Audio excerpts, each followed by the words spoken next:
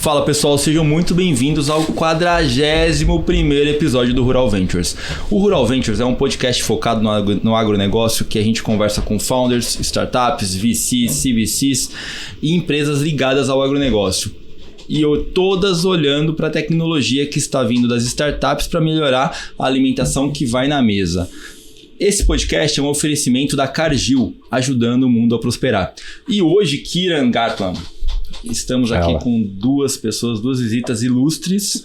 Como que você tá? Tá tranquilo? Tudo ótimo, chegando no Natal, né? Então, final do ano, mais um ano. Estamos aqui ainda.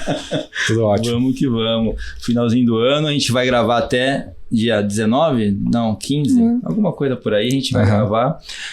E hoje a gente está aqui para entrevistar a Fabiana Afonso, Head Comercial de Tech do Santander, e a Ana Vitória, uma banker focada no agritech, na verdade.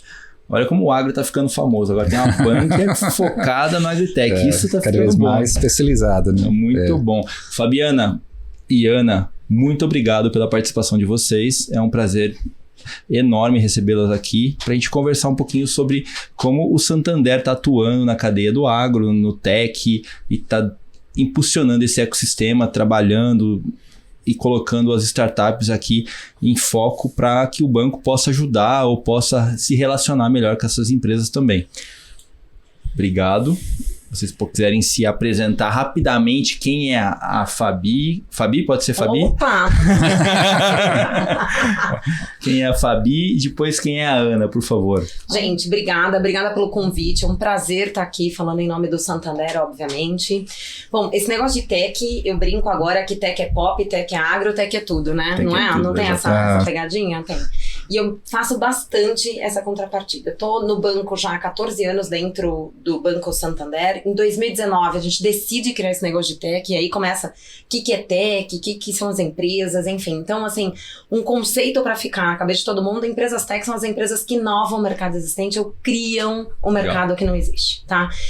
Elas têm algumas características que o mercado bancário tem alguma dificuldade, né? Que elas são cash burn, tem capital frágil, né? Estrutura de capital frágil. Elas crescem muito rápido, então elas demandam muito. E na nossa visão, quando a gente olha essas empresas, a gente precisa de um atendimento especializado. Primeiro, que fale a língua delas, que entenda aquilo que elas precisam. Tem um ponto engraçado. Eu vi que os podcasts de vocês estão evoluindo, né? Então vocês começaram lá com os founders das empresas, falando o que é dor, o que é um pouco desse ecossistema, foram para os VCs e agora vieram para os bancos. E vai ser um prazer estar aqui com vocês pelo seguinte: primeiro, que o banco é focado, ele tem uma vertical de agro dentro do banco, ok? Então a gente tem lá o Carlos Aguiar e a Carol Pelistello, que tocam essa área de forma fenomenal. Agronegócio é uma vertical do banco.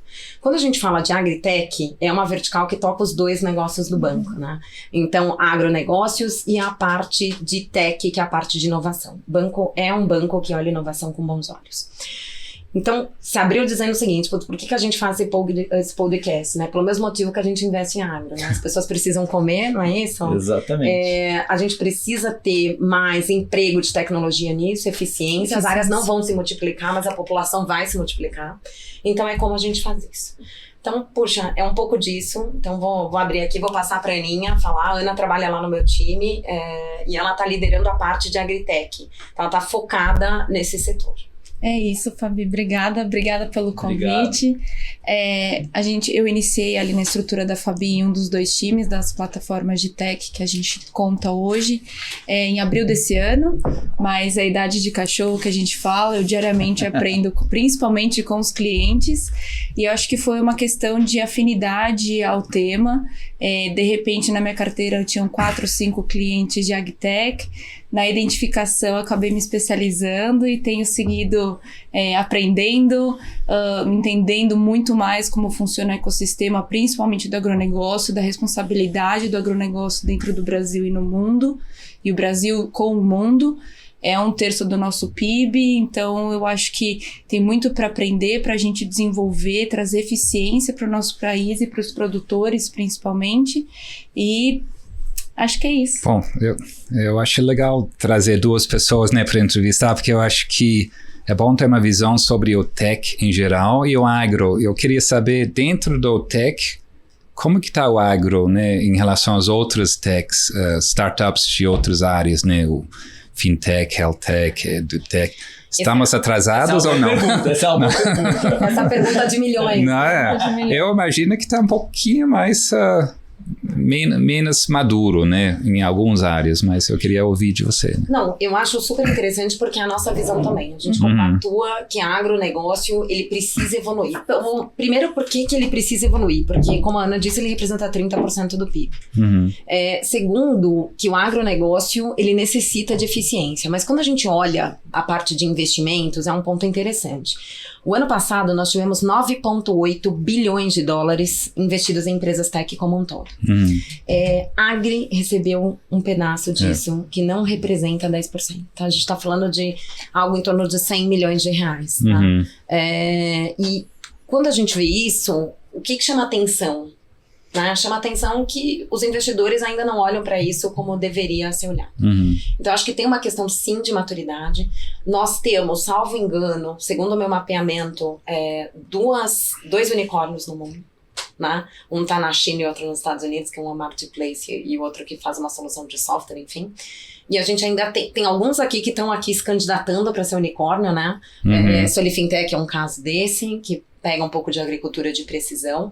Mas quando a gente olha o setor, ainda é um setor que não recebe o investimento adequado. Então é um setor que precisa amadurecer. Aí vem aquela pergunta que eu faço em todos os episódios, né? Vamos lá. Por que você acha que não tem unicórnio, tanto unicórnio no agro? Qual que é a dificuldade do mercado de entender?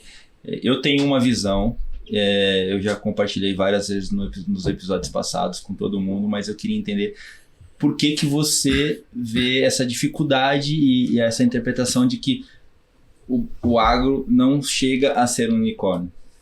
Então, eu não acho que não chega. Eu acho que a gente ainda não entendeu a importância disso. Entendi. Eu acho que é um pouco diferente, porque os investidores, eles... Bom, primeiro, qual é o setor que mais se investe? Qual é o setor que você acha que é mais, recebe mais investimento? Em startups? Em startups. Em tech. É o... Como chama? Tipo... Fintech. Fintech. Não. As financeiras. Não, eu ia falar de escalabilidade. Porque o fintech fácil, na verdade, né? É mais fácil, mas Growth, você tá dizendo? Growth. Então, mas quando você para pensar fintech, mas por que fintech? Mas, cara, a gente tem uma questão aqui no Brasil de concentração bancária, importante, mas a gente tem uma questão que é do país, já a questão de juros altos. Então, você atrai mais investimento. Né? Quando você olha para o setor de agronegócio, por exemplo, você tem algumas empresas que despontam. Solifintech, se eu não me engano, 60 milhões, foi a maior rodada de dólares, depois receberam uma grande rodada. Mas se você pegar aonde recebem-se mais investimento, nas fintechs focadas em agronegócio. Então, eu acho que a discussão a gente precisa muito mais de investimento em outros setores. Agricultura de precisão, você tem a questão de estudo do clima, você tem uma questão de eficiência no próprio plantio para que gere menos gases para efeito estufa. Então você tem E tem o ponto de descarbonização agora, né, Fabi, que é importantíssimo, COP27, né? E eu acho que um fator importante também da gente não conseguir disruptir absolutamente tudo e trazer recurso de investimento, que é o que a gente conversa muito com os clientes, é a dificuldade do mindset para quem vai fazer o uso dessa tecnologia no final do dia.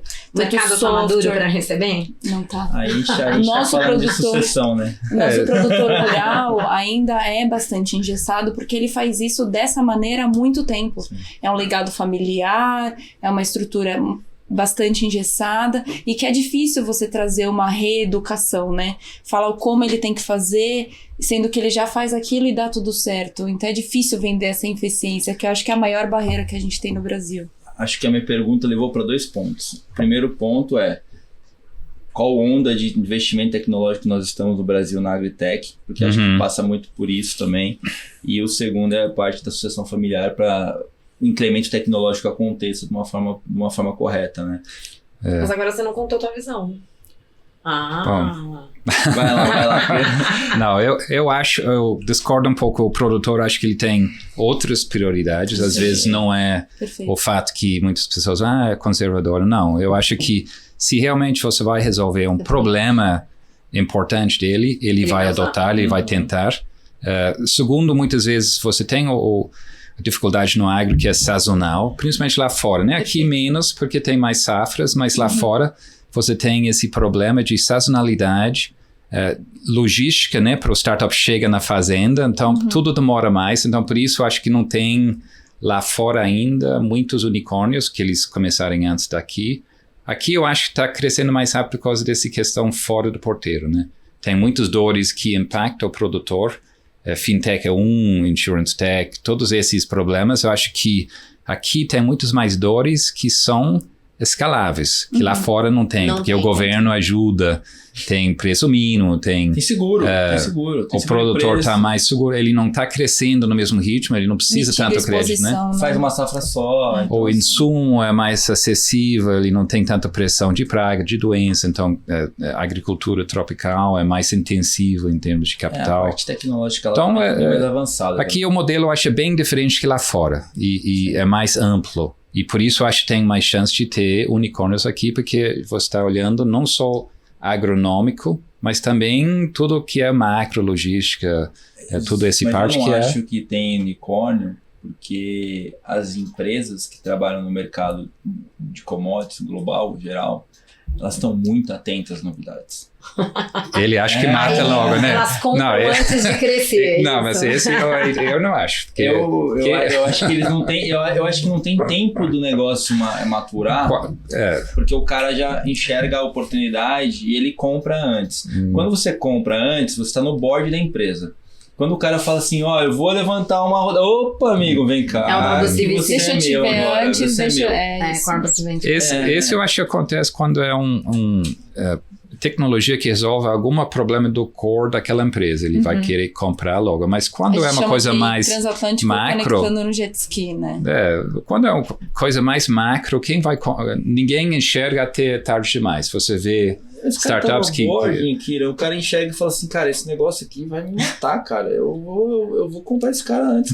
Eu vou te dar um exemplo bom, o Seeds. Né? O Seeds é uma plataforma de fidelidade. Mas o Seeds complementa, ele não mata. Não, exatamente, mas ele não tem nenhum investidor corporate por esse motivo, porque ele não quer que quem vai ser o cliente dele investe, porque aí vai ter conflito. Sim, conflito de interesse. Então, ele tem um modelo que não resolve o problema de uma pessoa, é mais sistêmico. Então, esse cara vai vir... um cara.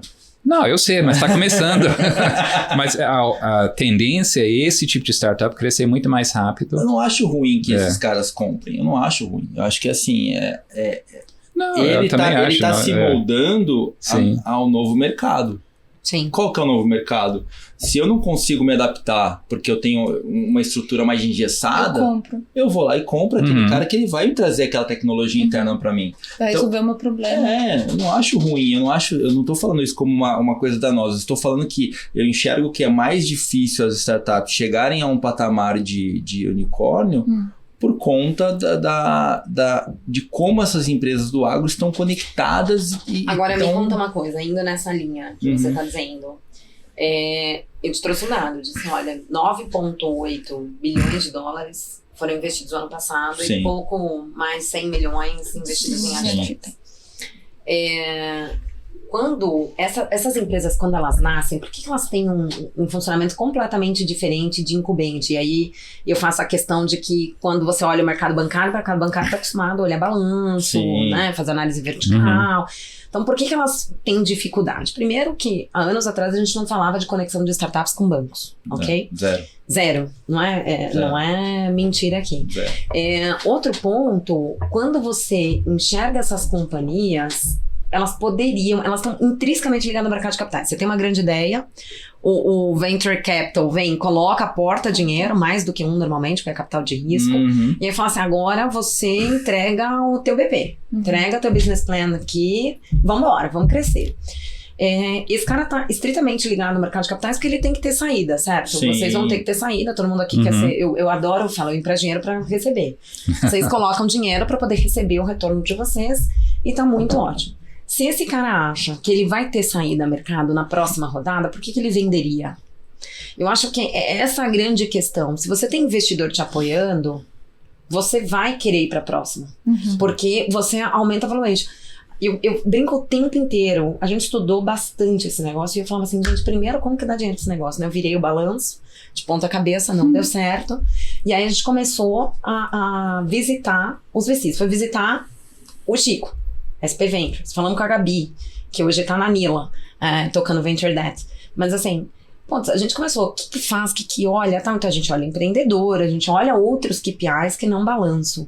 Mas vamos pensar, se eles tivessem a confiança de que eles cresceriam, por que eles venderiam a esse preço? Sim. Então eu acho que também tem uma questão de acompanhar esse mercado. A gente tem que ter investidor para isso, tem que ter especialização. E é ótimo que está tendo fundos olhando só isso. Sim, tá melhorando. É muito bom. Porque antes você não tinha. Quem que você tinha antes? Não tinha. Quem fundou esse negócio?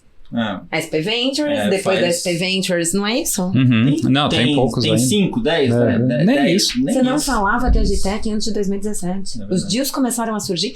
Então, o mercado, quando você olha, ainda não é um mercado maduro. Não. Quando você olha o mercado como um todo. E aí a gente tá dizendo, pô, eu quero um unicórnio. Ótimo, quem vai investir? Para esse cara aqui crescer. Porque se ele tem a certeza, como os outros setores têm, de que fica tranquilo, não vou vender por isso. Sim. E, né? Onde a gente agrega mais valor, a gente demorou tempo, patinou um tempo para poder entender, é levando essa próxima rodada. Então, fala assim, gente, qual que é a minha função? Minha função é te levar para a próxima, sem que você precise ir de novo para uma rodada atrás da outra rodada. E vocês Então, fazem assim, isso? A gente faz isso. Explica um pouquinho mais qual que é a função do Santander nesse ecossistema. Então, eu acho que assim, tem um negócio engraçado. Quando a gente começou, eu falava assim, cara, o que a gente vai fazer? Quando a gente olha o CVC, vocês aportam inteligência e conexão para essas empresas. Sim. Networking, principalmente. Network. E aí você fala assim, cara, o que a gente vai fazer aqui? Vamos entender nosso papel. Primeiro, que quando essas empresas nascem, o que elas precisam, basicamente, de um banco? De uma conta corrente. E um cartão Um limite. para elas pagarem, não é isso? Para elas pagarem a cloud, não é É isso? lógico. Mas, cara, o que você precisa? AWS, eu quero pagar isso, eu quero AWS. pagar a AWS. Então, essa é a nossa função inicial. Quando ela recebe um aporte, e aí você tem uma mortalidade muito grande desse público em geral, ok? Sim. Aqui. Quando ela recebe um aporte, a gente já conecta no que a gente chama de Nucleotech. Aí sim a gente começa a fazer advisory desse cliente. Ah, legal. Então a gente brinca assim, eu falo um pouco de banco, bastante de conexão. Então a gente tem o nosso time de investment banking, né? Ele é capitaneado pelo Valder. Quem faz? Valder Nogueira, acho que muita gente conhece no mercado. Tanto os VCs, os fundos, a gente faz a cobertura dos VCs. Então a gente já teve com você algumas vezes conversando, porque a gente acha importante conectar. E a gente faz isso sim. A gente depende do stage, ok? E a gente faz sim, a gente faz rotativo para poder empurrar. A gente tem uma linha muito focada para essas empresas mais maduras. E a gente olha. Né? Então, assim, é um mercado que está em evolução. Principalmente Brasil, pro founder e pro quem tá lá dentro de se diluir um pouco menos, né? Mas a gente teve algumas coisas engraçadas, porque os VCs não via a gente como parceiro no começo. Falavam assim, cara, que esses caras querem aqui. Querem Né? aqui. Depois os VCs começaram a enxergar que a gente faz a diferença ali. Falando assim, cara, eu consigo levar vocês um pouquinho mais longe. Porque 2 anos atrás, 1 ano e meio atrás, as rodadas começaram a ficar muito curtas. E aí todo mundo falou, tranquilo, a próxima eu pego e agora? E eu pergunto pra vocês, como que os VCs estão olhando? Então, a gente consegue Tá na fazer próxima um pouco eu pego um pouquinho dessa função. Como que os VCs estão olhando? Porque a gente tinha uma rodada de 9 meses, né? A gente tem o nosso time de investment banking, capitaneado pelo Valder, e quem cuida, que é o braço direito do Valder, que é focado em agritech, é o Leonardo Paludo. Vale vocês fazerem um podcast com ele, que vai ser interessantíssimo. Primeiro que vocês vão se divertir com as histórias de conexões, enfim. Mas a gente faz conexão o tempo todo. A gente faz conexão da startup com o banco pra dentro. Então diz assim, essa pode ser uma solução aqui pra dentro do banco, tá? A gente faz entre os clientes pra oferecer a solução entre os clientes. Putz, a gente vê aqui essa solução, você já olhou essa solução? A gente fala muito com todo mundo. Isso é legal. Então a gente conseguiu evoluir pra poder criar essas conexões. Mas a pergunta que não quer calar é como os VCs estão vendo agora as rodadas, porque Né, você que- tem um movimento aqui, ó, de liquidez super apertado.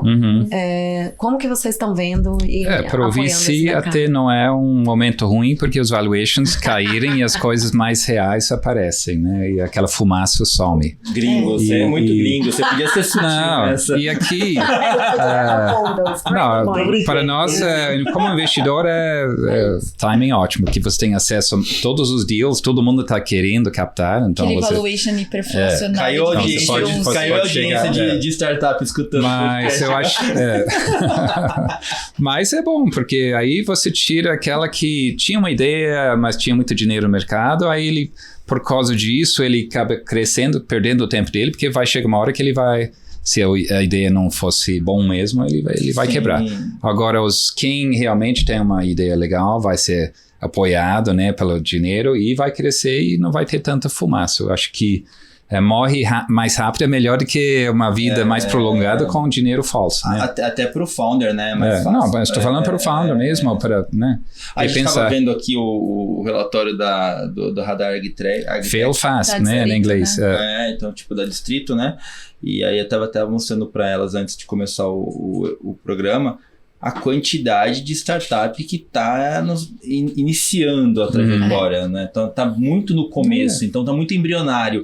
Então isso traz uma oportunidade pra gente. Que, São olha, 316 somente no Brasil hoje, sendo que as 120 surgiram nos últimos 2 anos. É muito novo, É né? muito novo. Muita coisa no Covid também. Eu acho que mudou um pouco o perfil, né? Aquela pessoal que estava no mercado, aí trabalhando em casa, aí começou a empreender porque, né, tinha ideias e tempo para desenvolver lá em casa, e acho que esse é bom. É o mercado. O que você tem visto de tendência? Desculpa te interromper, Não, Fernando. não. Kiran, o que você tem visto de tendência para ver se tá no mismatch lá do banco também? Tendência de quê? De tecnologia, de tecnologia. do que você tem visto de... Para mim, tudo começa com fintech. Eu sempre falo isso, que o fintech é a porta de entrada para o produtor, porque ele sempre vai precisar de dinheiro, crédito. Kiran tem uma frase famosíssima.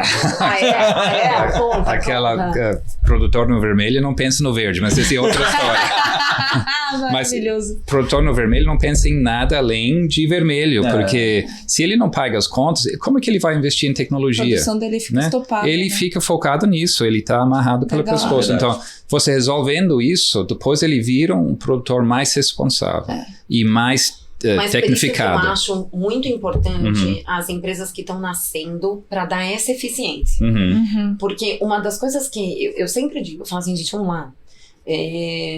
Por que as techs surgem? Para dar eficiência naquilo que já existe, elas criam um Pra resolver, mercado que não existe. Mas normalmente é para trazer eficiência. Quando você traz uma eficiência para o produtor e diz para esse produtor que ele usava lá o defensivo dele, que ele vai ter que usar menos, porque você conseguiu aferir o solo, o clima, tudo isso se traduz para ele em segurança. Porque quem tem que acesso a seguro é caro, ok? Sim. Então, tudo isso traduz... E maior margem na Maior margem, segurança. Sim. Então, eu venho discutindo isso bastante. Esse apelo de ESG, ele não é só brincadeira, né? Ele é importante no bolso. Sim. Então, quando você está dizendo que ele está em vermelho, ele precisa ficar verde, a nossa posição no Santander em relação à sustentabilidade, em relação ao apoio disso, é muito grande. A gente está criando agora um hub na Amazônia, que é o bioma, vocês vão ter next steps aí, vocês vão saber aqui em primeira mão, mas assim, a gente está divulgando já, que é para focar exatamente na questão do apoio para esse empreendedorismo, para essas startups, olhando essa parte sustentável.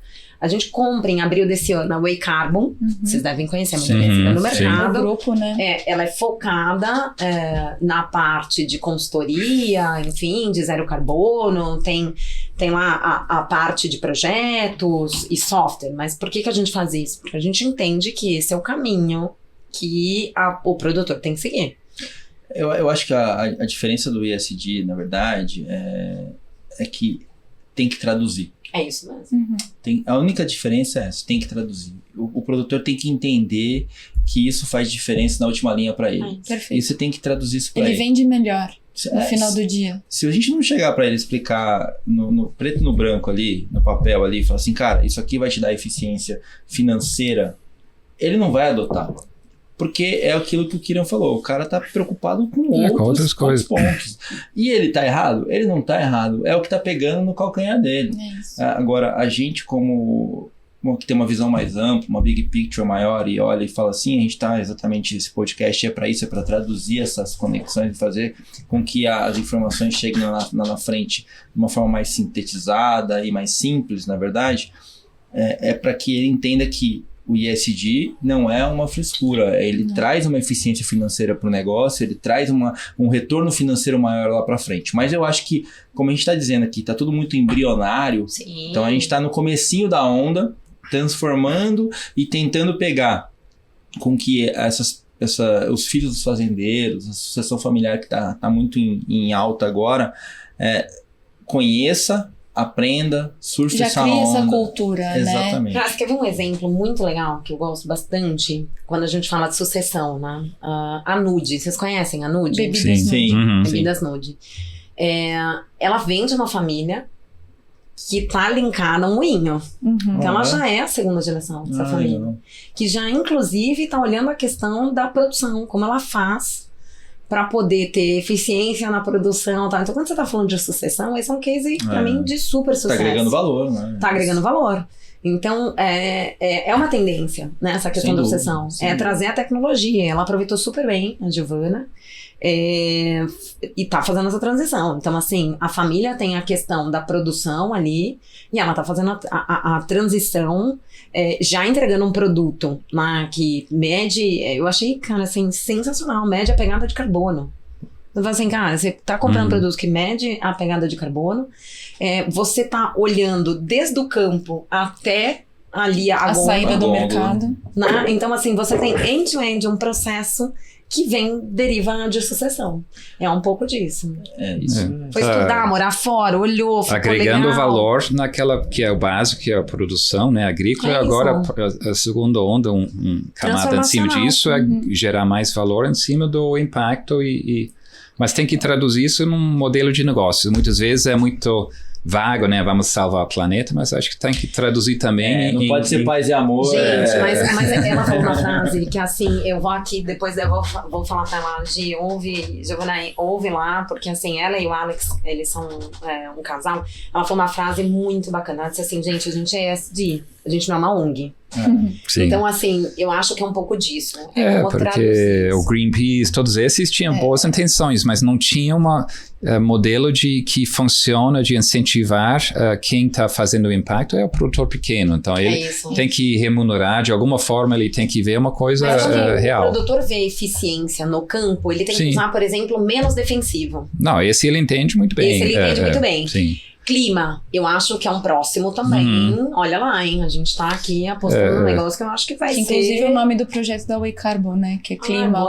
Um dos braços da Way Carbon é Clima, que não manda só índices, ele manda de até 40 anos para frente. É uma precisão, assim, muito boa dentro dos relatórios dele, que é, de fato, chamado Clima, para que o produtor consiga se organizar conforme a gente vai ter os movimentos climáticos. Desde inundações, furacões, né? Que aqui no Brasil... 10 anos, desculpa, corrigindo, 10 anos, não 40. Já tava morto. 40 já tava passado, desculpa. Não, 10 a tecnologia é boa, mas assim, então 10 anos. E essa eu acho que vai ser um desafio. Porque como a mudança climática está acontecendo, né? Então, assim, primeiro a gente precisa ter responsabilidade desde ali do campo, mas na gôndola, ou seja, toda a cadeia. Mas como que você mede isso? Como que você mostra para o produtor que, olha, isso vai te afetar se a gente não trabalhar? E eu acho que também, acrescentando da Nude, muito legal, que ela vem a ensinar o mercado como fazer diferente, sendo ESG, tendo receita da maneira como se deve e tendo uma pegada de carbono muito mais mitigada. Eu acho que dá para coexistir com os players atuantes e ela vem ensinar como fazer diferente com menos recurso e realmente sendo eficiente. Eu acho que isso que é bacana. E dentro do ecossistema do Santander, voltando para a conexão com as startups, vocês têm outras frentes que vocês atuam, como se fosse uma conexão de hub, ou é global? Como que funciona? Explica um pouquinho pra mim. Vou contar pra vocês, assim, que a gente tá em constante transformação. Sim. Né? Brinco que eu tenho uma startup. Mas assim, basicamente, a gente tem o Lab 033. Tá. Né? O Lab, ele faz toda a parte de inovação aberta no banco. Tá. Né? Então, assim, quem faz lá, quem é o headline é o Tomás Mariotto e a Natália Brito. Super importante, nós somos eleitos aí um dos melhores empresas, uma das melhores empresas abertas à tecnologia. Tá? Então, Esse assim, aqui no Brasil. Aqui no Brasil. De Open Innovation. De Open Innovation. Então, assim, poxa, um super trabalho Legal. deles lá. A gente conecta realmente com as startups, nós somos reconhecidos por isso. Recebemos um prêmio agora recente. Parabéns, Nath e Tomás, aí, que estão fazendo um excelente trabalho e todo o time do Lab. Parabéns, venham aqui falar com a gente. Exatamente, isso. O Tomás e a Nath são ótimos, assim, eles estão bastante tempo nisso. E aí, qual é a nossa ideia aqui, tá? A gente não começa no Lab, a gente começa na universidade.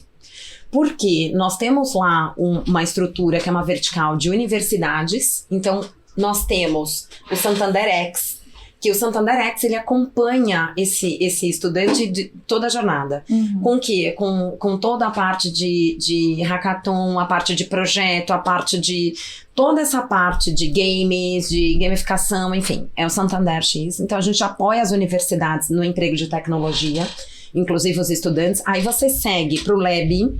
Agora a gente está colocando o bioma, ou seja, se você está lá na região da Amazônia, você pode utilizar lá o bioma. O Léo, que está responsável por isso, deve sair alguma coisa por esses dias. Isso Legal. É um recente, um projeto. Você tem agora a parte das empresas tech, que somos nós que fazemos a cobertura, então é meu time. Nós fazemos a cobertura todo o Brasil, liderado aqui por mim, mas tem um time lá de 16 pessoas olhando isso. E aí você tem o Investment Bank acompanhando toda essa jornada, porque eu acho hiper importante, porque desde o início esse cara tem e tá dentro do mercado de capitais. Você tem o time de DCM. Isso quando você olha Brasil. E aí esse cliente vai crescendo e vai seguindo por todos esses hubs. Quando a gente olha a parte de mundo, nós temos... foi criado agora o Digital Solutions Group, que é liderado por um português que chama João Simão. É uma liderança global para olhar, de fato, comercialmente essas empresas tech no mundo, ok? Então, cada país vai ter sua unidade, está se organizando para isso. E nós temos lá, assim como nós temos o Lab 033...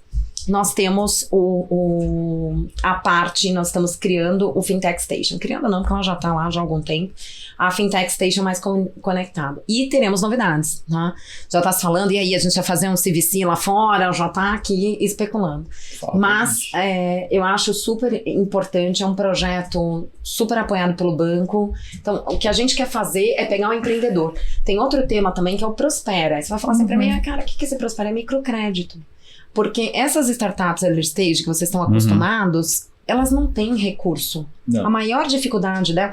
Você fez uma rodada. Quanto é a sua rodada de hoje? Eu não sei se você pode abrir, mas assim, sua rodada de hoje, quantos milhões você investiu? Esse podcast é um oferecimento da Arara Seed, a plataforma de crowdfunding do agronegócio. Falando na Arara Seed... Boa! Já tá pagando o branding. Falando na Arara Seed, a gente rodou abriu uma rodada hoje de R$1,5 milhão. A Rural entrou com 1,50 milhão. Super importante. É um deal importante. Já foi 70%. Exatamente. Então, quando a gente olha isso, o Prospera, ele tem essa função do microempreendedor, do microempréstimo, que é um empréstimo que está destinado nos bancos. Os bancos não conseguiam colocar isso, e a gente criou uma área pensando em como colaborar. Isso está sendo plugado em tech também. Pô, que legal. Então, assim, a gente está redesenhando toda essa jornada. Por isso que eu brinquei. A gente está em processo de mudança. Seed money, né? A gente está aqui redesenhando, porque a gente acha que a gente precisa acompanhar. Rápido, né? Então, porque senão ele depende muito do FINEP, FAPESP, esses, né? E ele não consegue acessar uma linha de Finame para comprar um maquinário para iniciar o que ele precisa de estudo de solo, por exemplo, para desenvolver a tecnologia. Tá. Tive falando com o pessoal de BioSolutions ali em Araraquara recentemente, e é exatamente isso. Ela precisa acessar esse crédito do microempreendedor, que a gente vai acompanhar lá na frente com outros tipos de mandato, né? Tá. Essa é a nossa visão. O ciclo 360 dentro desse cliente. Até o IPO e depois não é fácil, dele. né? Vamos combinar? Esse cara começa, ele tem um CPF, gente. Não é isso? Não, É o cara começa com o PowerPoint, né? E aí ele E tem o vai ter CPF. que- E seu CPF dele. CPF dele. CPF dele. A ideia dele, Ou o uma CPF simples, dele. uma empresa simples, como Uma chama? IPP. Eireli, né? Eireli, uma IPP. Tem um case muito bacana, não sei se já ouviram falar, da Tembice, o Tomás, que é um founder lá, um co-founder lá. Conhece? E aí ele diz o seguinte... Ah, não, tem bicha da bike Sim, da... da bike. é. E aí ele disse assim, gente, eu tive que usar meu cheque especial uma vez. Quando ele contou isso, a gente rachou de lado, mas você imagina que foi isso que fez que ele desse o pontapé. Esse é comum lá fora, onde os juros é quase zero, né? Mas eles usam muito cartão de crédito, mas ele aqui disse assim, chegou uma hora, difícil. gente, pega a história deles, assim, e assim... O benchmark na XP, né? Também tem Assim são os essa- empreendedores. Todos nós sócios da XP. E assim são os empreendedores, gente. Então, assim, o que é difícil quando você olha a tech? É o que você vai fazer depois. Sim. Porque esse mundo é apaixonante. E, assim, de verdade, você olha os clientes, eu falo, gente, são geniais. Geniais. Tem capital intelectual altíssimo, as ideias são ótimas. Óbvio que a gente olha que a gente, assim, eu tenho dificuldade de olhar um negócio que eu não consigo olhar em unit economic, que eu acho que é a sua dificuldade também. A gente já discutiu isso algumas vezes. É a história da fumaça. Então, assim, olhar em unit economic é super importante. É que o mercado acordou aí para isso agora, né? Ele tava numa febre muito grande de investimento em eu não acho nem fumaça, é espuma, né?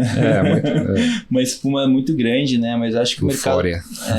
o mercado acho que acordou e agora... Separando o joio do trigo, né? E é importante, isso que o Kieran falou, a gente trabalha no mercado que de 100, 90 se vão.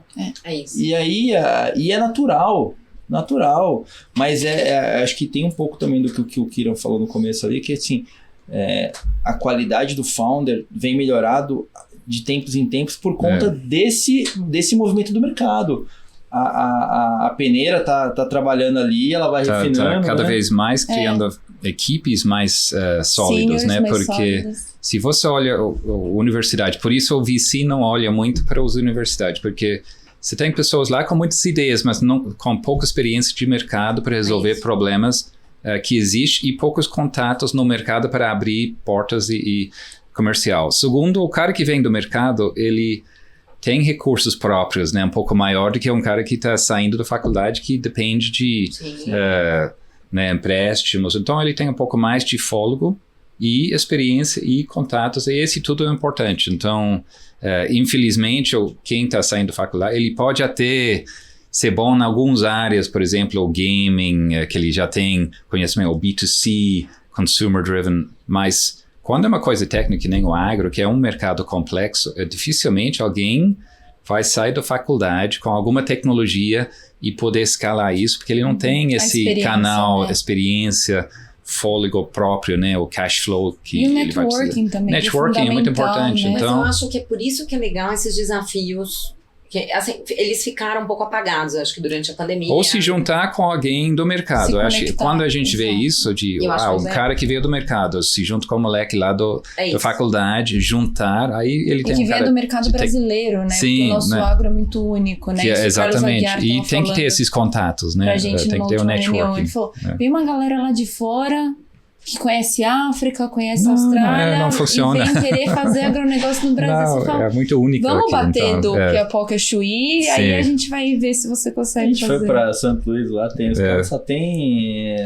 Lá eles têm muito tecnologia, mas a gente tem aqui problema, e para você conhecer o problema, e o você tem pessoal, que... Eles têm tecnologia, mas o que a gente tem aqui é problema. Eles inventam Israel. Eles têm muita tecnologia, mas não tem mercado nem problema para resolver. Então, para eles vir para cá, eu acho muito difícil. Acho que a criatividade também do brasileiro e resiliência, é sensacional, né? O brasileiro é muito resiliente, né? Sim, eu acho que tem muito mais oportunidade aqui, apesar das dificuldades, né, que a gente fala de dinheiro, acesso, mas tudo isso cria resiliência, né? Ele filtra, né, um pouco. Isso é oportunidade. O cara que passar por todas essas dificuldades... É um teste, né?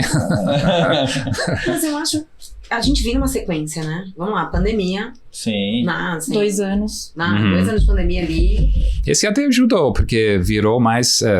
todo mundo aceita o virtual, né? Engajamento virtual que antes tinha que ir lá olhar no olho, né, do produtor, apertar a mão. E esse negócio de, Covid não dá para visitar. Então, a gente tinha, primeira vez... Ele não fechava negócio startups nenhum. Fechando negócios de uma forma virtual, de outros países que... antes do Covid era inédito, né? Impossível. Né? A gente usava pouca videoconferência. Hoje facilita. Você fala com gente do mundo inteiro. Do mundo inteiro. Sim. Você não precisa estar mais num país. Uhum. E essa conexão é importante, né? E talento, né? Você tem talento em qualquer lugar. Você não precisa mais ter pessoas lá no escritório, todo mundo no mesmo lugar. Tá aí a grande oportunidade, eu acho que a importância também das hubs, né? Que a gente tava falando da AgTech Station. Que, né, se conectou agora com a Facilita, né? Ter equipes e ajuda a remotas, filtrar também, né? Ajuda a filtrar as oportunidades. A gente acaba tendo um acesso muito mais fácil do que está acontecendo no mercado. Quem que a gente vai olhar, quais são as próximas ondas e movimentos. Mas eu tava brincando com vocês antes da gente começar aqui, que eu acho que ainda falta, porque gente para poder ajudar essa estruturação das startups. Porque elas nascem de uma grande ideia, de um gênio, aí elas recebem um investidor, né, que são os venture capitals ou bootstrap, enfim. E quem organiza tudo isso, né? Eu acho vou até fazer um jabazinho de um outro podcast que eu escutei aqui, de graça ainda. Depois você cobra o brand. Que é o The Shift, que quem faz é a Cris de Luca e a Silvia Bassi. E eu escutei ontem indo para Ribeirão Preto, que é a jornada legal das startups. Que legal. E eu acho que assim, a gente é um país burocrático. E a gente tem que começar pela burocracia, quando a gente quer montar uma startup ou qualquer coisa. Bem moroso. E nesse episódio desse podcast, o advogado, que é o João, ele criou uma mandala com 88 contratos que você tem que fazer para ter uma startup. Então, assim, eu achei sensacional por conta disso que você comentou. Como que a startup sai do papel? Como que ela vai ganhar vida? Então, além de todo esse ecossistema que a gente falou de dificuldade financeira, de abertura de conta, de relacionamento, que vocês estão falando agora, por conta das dificuldades tradicionais do mercado, por conta da taxa de juros, que o nosso amigo gringo falou, só porque ele tem 0 lá agora, uns 13 aqui. Também não tá fácil lá, não. Os caras nem sabem o que é isso, eles estão lidando a primeira vez agora. Inflação 2 dígitos. Então, assim, eu acho que é importante, é fundamental que empresas que olhem para essa trilha, né, que essa startup vai ter que fazer, apareçam e acho que você deixou uma dica, uma deixa aqui para que quem está nos escutando, na verdade eu lembrei agora um exemplo legal de fumaça, né, o FTX, ele não tinha um contador. Captou quantos bilhões, né? 32 bilhões e não tinha um contador, não tinha um gerente de risk management. Ele não tinha nada básico de uma instituição financeira. Então, eu achei incrível, né? Ele captou. Uma lista, né? Foi tanto. Não, mas esse foi pior ainda, porque esse era uma bolsa, né? Uma bolsa de cripto. A segunda maior, né? Você contamina o mercado aí. E foi captando dinheiro por causa do fumaço sem ter uma estrutura básica, né, de coisas financeiras. Pois Nisso eu acho que o mercado de venture capital está bem organizado, né? Nesse momento, assim, nesse quesito. Não, lógico que a gente se espelha muito no mercado americano, no mercado lá de fora, já maduro, né?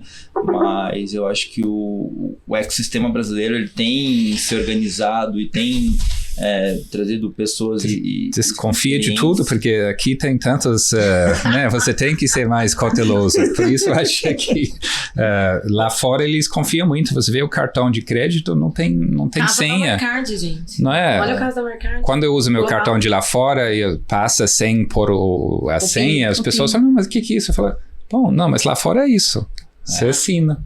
O Pix demorou muito para ser crível aqui, né? Porque as pessoas vão falar... Pessoal desconfiado, assim, né? Instantaneamente, né? Você desconfia e depois confia. Mas eu acho que a gente tem um gap de mercado de verdade. A gente precisa pensar nisso, como que a gente faz. Sim. E aí quem estiver ouvindo, tiver ideia, eu acho que é esse ponto aqui. Como que a gente faz para que essas empresas cheguem? Porque da parte de funding a gente está teoricamente consensando, nós estamos resolvendo em conjunto, os VCs, com os bancos, a gente tem uma colaboração ali, né? Isso, tem collaboration e tem uma questão de um maior alinhamento, né? Então assim, o mercado se alinha para poder mercado de capitais, os fundos, né? A gente tem todo mundo ali. Agora, como que fica essa questão dessa estruturação? Né? E depois, como que né? fica... Não, essa construção mesmo, o builder mesmo.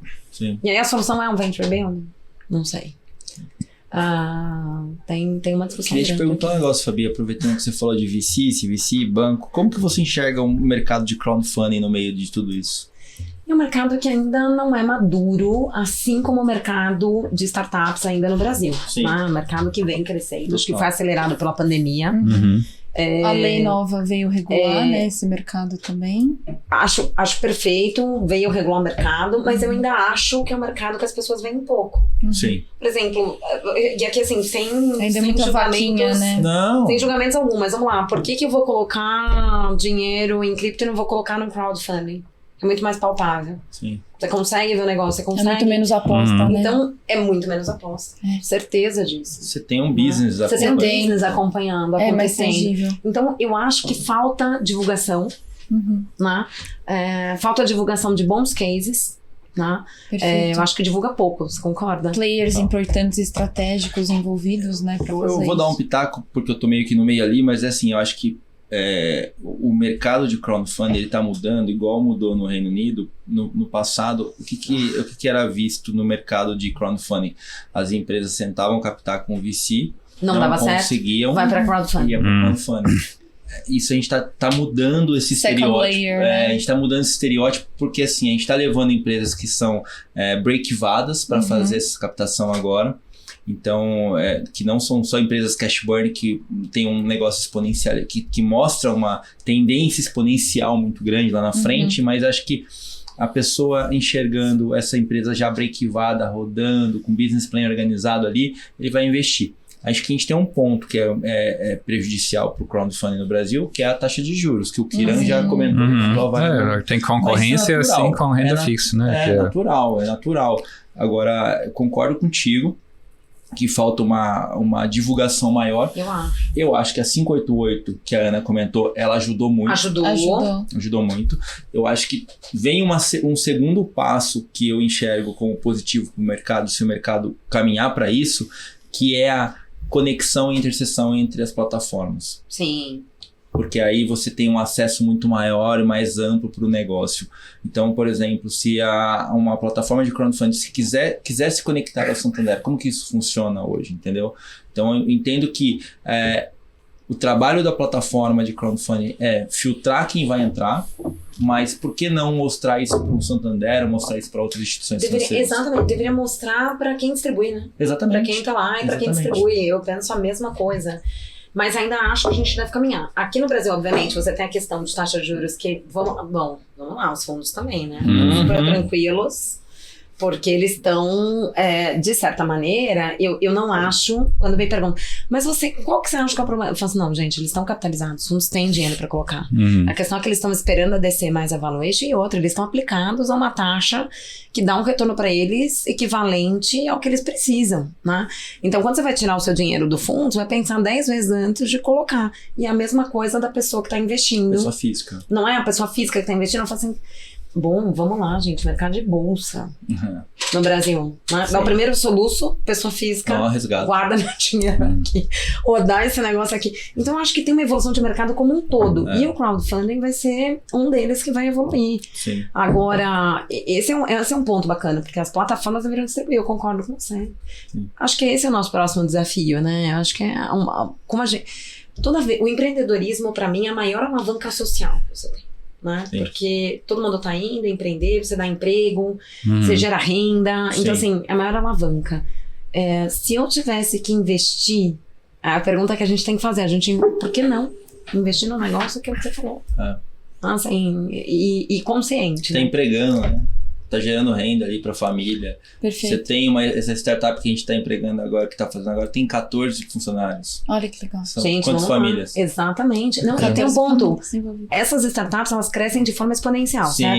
Sim. Empresas que têm 14, daqui a pouco vão ter 250. Isso. Então, assim, o que a gente tem que pensar é como a gente para de reclamar e esperar do governo as coisas, a gente coloca do ponto de vista privado. E começa pela gente. É atitude. Eu não tenho dúvida que isso é atitude. Agora eu estava aqui pensando nessa parte de liquidez dos fundos. E aí vou... Vai que é a sua. Vamos lá. Não, mas Bom, nosso fundo é offshore, então não é em dólar. Então não é, a gente não está ganhando esses juros, não. Mas, do outro lado, a gente está vendo que parte dos nossos investidores que é local, eles estão querendo diversificar, né, o risco de país, né, também. Então, ter parte lá fora, ajuda. Claro que você abre mão de juros aqui, mas, do outro lado, esse pode mudar, né? Então, esse fundo é 10 anos. Mas você está pensando no crowdfunding que você está traindo não só o capital, mas o smart money, né? Porque você trai necessariamente a pessoa que investe naquilo não pensando só no retorno financeiro, mas ele gosta pela paixão, né? Sim. Então, eu penso naquele exemplo do Luvin lá do Piracicaba de cerveja. Eles captarem, lembra quando eles fizeram, foi o mais rápido na história, né, de crowdfunding, 300 investidores que virarem ambassadores, né, do cerveja, porque o fato que ele está investido, ele vai chamar os amigos para tomar também, vai espalhar. São então que querem é um que network. certo, exatamente. Né? Então eles não estão investindo porque isso vai dar muito dinheiro. Não, eles acham legal, é tipo um clube. Então você tem um hobby barato. Um hobby. Alguém falou uma vez que é o country club mais caro que existe, que seja um investimento, né, em startup, mas é um status, né? E às vezes a pessoa alinhar um investimento com coisa que ele gosta, né? Paixão. Agora, crowdfunding também um ponto, é um issue, mas outro mercado que eu falo bastante é sobre venture debt. Sim. Eu puxo bastante isso, acho que é muito capitaneado com a Gabi, que é a Danila, enfim.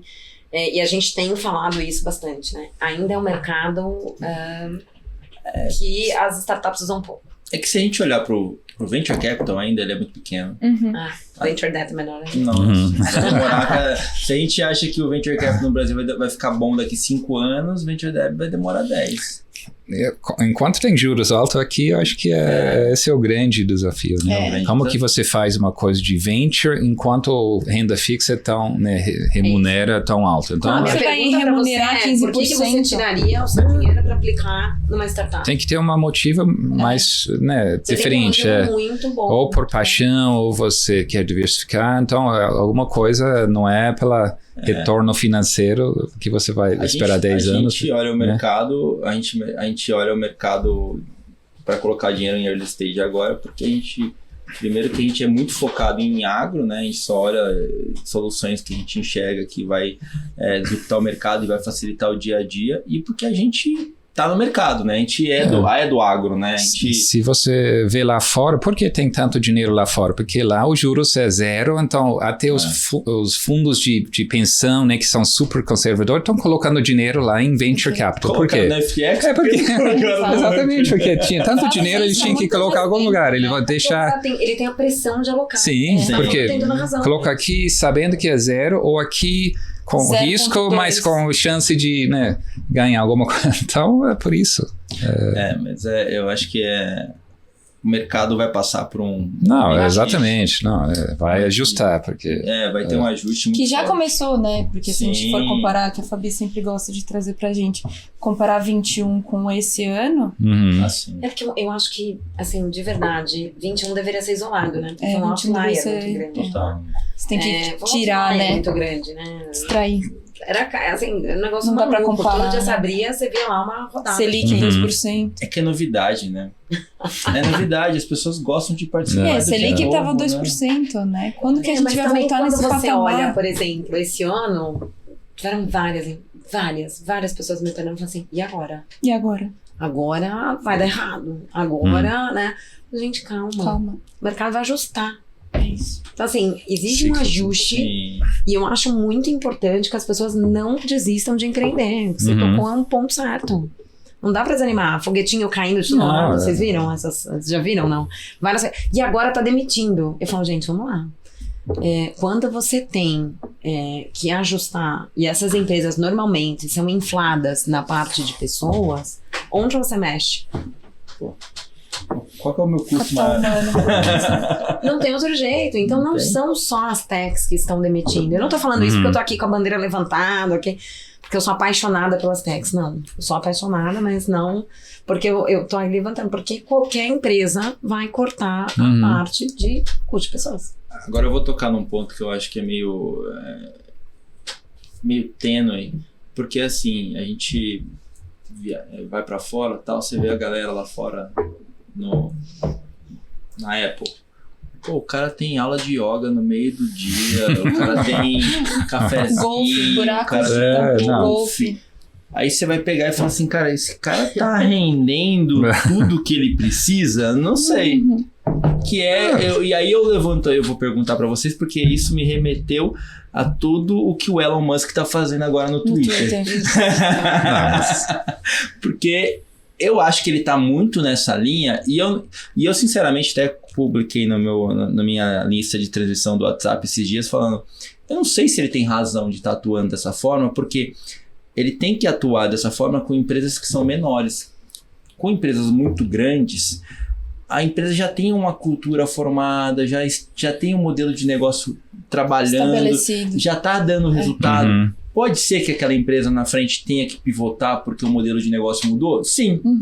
Mas será que vai ser mexendo na estrutura atual ou transformando ou adquirindo uma outra startup que vem de fora, alguma coisa que vem sendo moldada fora? Aí vem a minha pergunta para você. O que você acha que é o correto? Porque eu acho que de um lado tem o exagero do cara fazer o yoga no meio do dia, mas que também não acho que assim, tem que colocar 2 pesos, 2 medidas, e do outro lado tem o exagero do Elon Musk de tipo fazer o que ele fez ali. Exatamente. Levar uma pia. Foi a forma que ele fez, né? Mandou, cortou. A forma. Como você acha que ficou lá eu respondo pra você o que eu penso, mas como que você acha que ficou a impressão porque, vamos lá, brasileiro tem uma cultura, como você acha que ficou ali? Porque pelo tudo que eu li, eu achei que ficou muito ruim, não ficou? As pessoas se no Twitter? desligaram. Assim, hoje ele comprou briga com a Apple também, que tirou tudo os anúncios, né? Vão cobrar o app também na loja do Apple. Então acho que ele tá comprando briga com todo mundo e não sei qual a ideia dele. Assim, né? Mas assim, te respondendo, eu acho que tudo tem que ter meio termo. Sim. A gente tem uma geração que tá vindo que ela não quer ter nada, né? Por isso que as startups de sharing estão bombando. Ninguém quer ter nada. Perguntar pra minha filha, você quer ter uma bola? Não, bola não. Dá pra dividir com alguém? Se der pra dividir com alguém... Dá pra alugar a sua molinha? Mas assim, não é um pouco do que vai acontecer? Sim. Se vida nomade, né? Não quer ter um lugar fixo também, quer viajar, ter liberdade. Gente, eu não vejo... minha filha tendo nada, porque pra eles é muito simples. A forma como eles estão sendo aculturados, e aí é uma discussão muito grande, né? Mas a forma como eles estão sendo aculturados é de não ter, de ser. E ser a experiência. Então eles querem estar em diversos lugares, eles querem... Então, como a gente faz a unificação da nossa cultura, né? Que sempre foi, né? Bens, né? Não tem que trabalhar, meu amigo, não importa. Que horas tem que chegar, entendeu? Não existe isso pra cá. Mas eu acho que a gente tem que ter um meio termo. Acho que tem que ter um meio termo. Acho que a pandemia veio também ensinar bastante coisa pra gente. Sim. E trouxe também algumas coisas que eu acho que a gente não tinha. Por exemplo, quantas vezes, e eu digo isso a nível mundial, as pessoas trabalharam na sua vida full time dentro de casa. Olhando seu filho, olhando... Quantas vezes? Então, quando você passa a vivenciar isso, você tem aquele... Nossa, é interessante. O bichinho, né? Que desperta. E o que é o meio termo disso? Então, acho que atrair talento, atrair inovação, vai depender desse meio termo, assim, desse balanço. E eu acho que esse é um papel da liderança, como fazer isso, assim. Mas eu concordo com você, não dá pra ter... Né? Vamos parar agora todo mundo, fazer yoga. Não, você tem, não é um negócio, eu falo assim, cara, surreal, sério.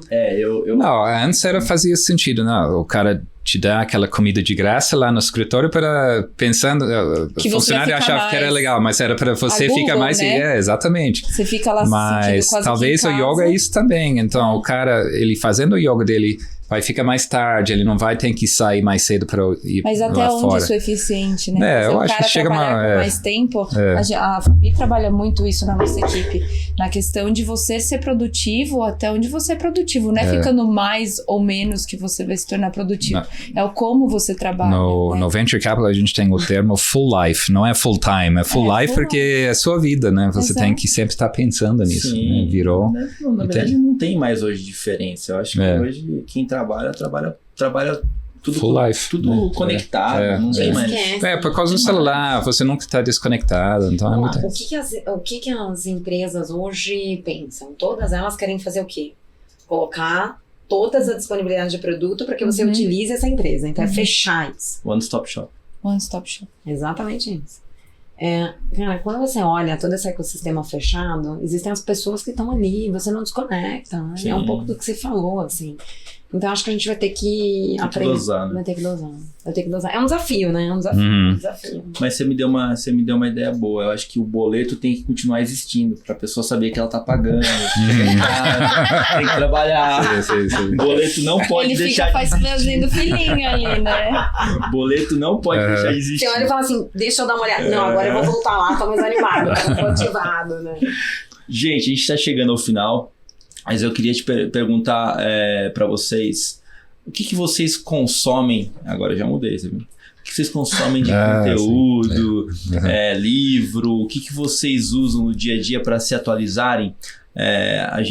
Eu consumo muito podcast. Você já deu a sua dica, né? Já dei minha dica já, eu acho que faz sentido, todo startup que está escutando a gente aqui, vai lá no The Shift, escuta lá o episódio sobre a jornada do empreendedor, porque eu acho que é super importante, como até a própria Fabi frisou aqui, mas eu sempre gosto de escutar o que as pessoas estão lendo, o que as pessoas como que elas estão se atualizando, porque é uma troca, né? Eu acho que é super importante que a gente... E hoje em dia a gente tem tanta informação de tantos tipos de canais, né? Que é tão difícil você tá sabendo de tudo ao mesmo tempo, né, Fabi? A gente troca muito links.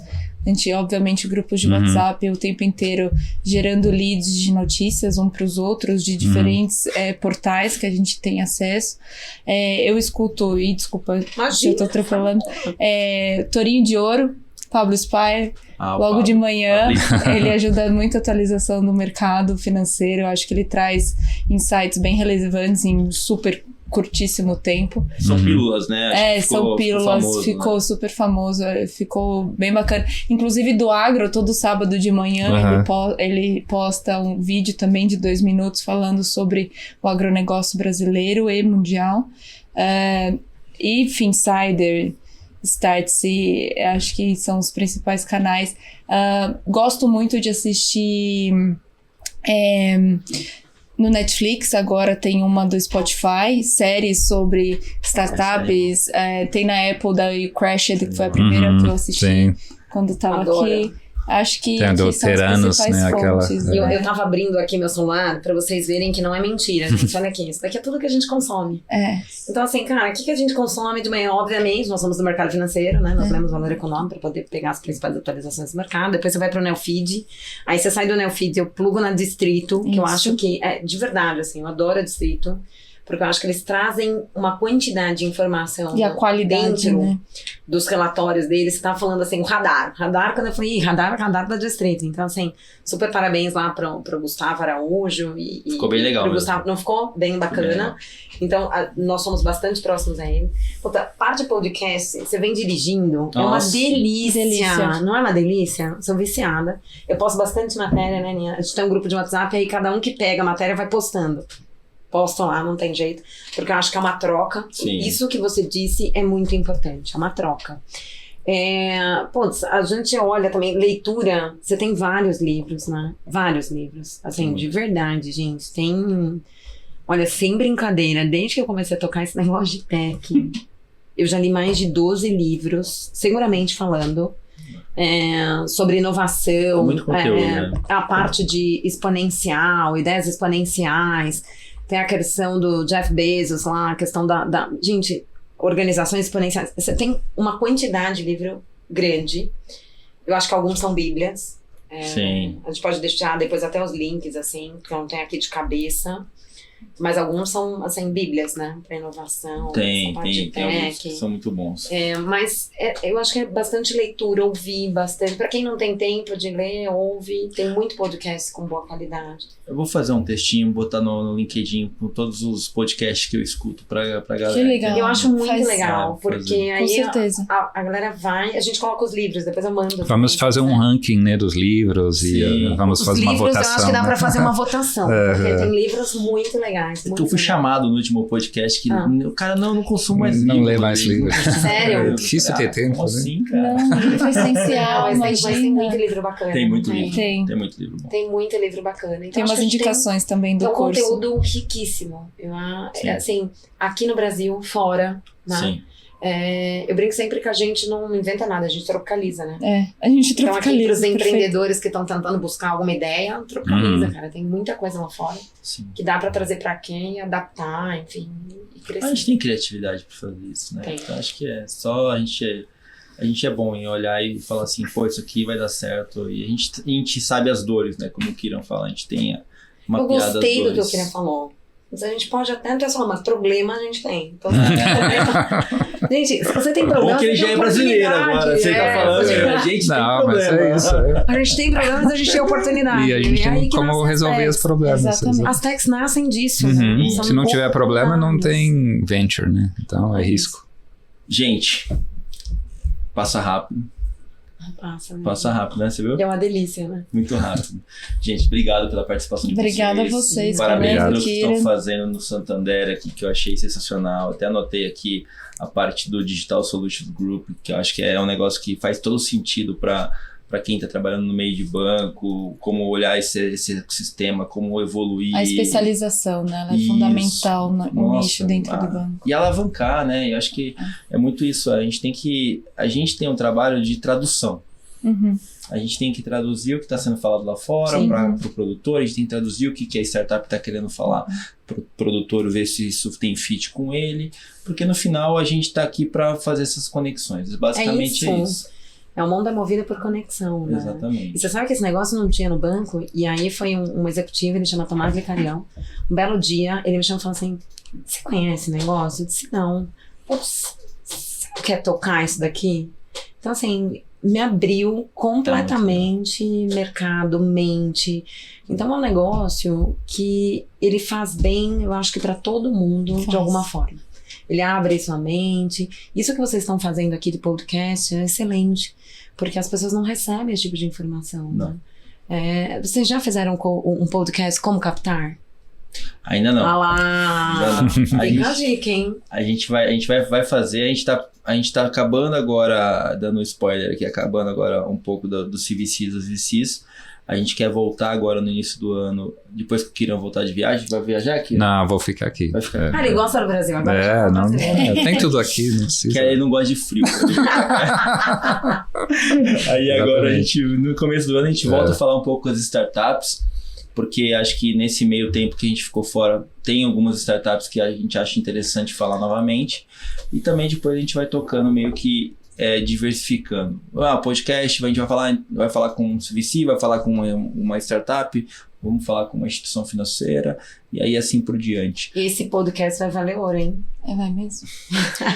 E até se quiser alguma recomendação via clientes de agtechs que vocês venham falar no início do ano, a gente fica super à disposição, Essa contato troca ali. é fundamental. A ideia é falar com todos os players, né? Não Sim, adianta, porque tem muitos perfeito. hubs que eu acho que fazem um erro de focar só em Nichar, startup. Isso. E depois tem outros que só focam em corporate. O negócio é falar com todos os players dentro Porque é do o ecossistema. ecossistema, né? Funciona com todo mundo.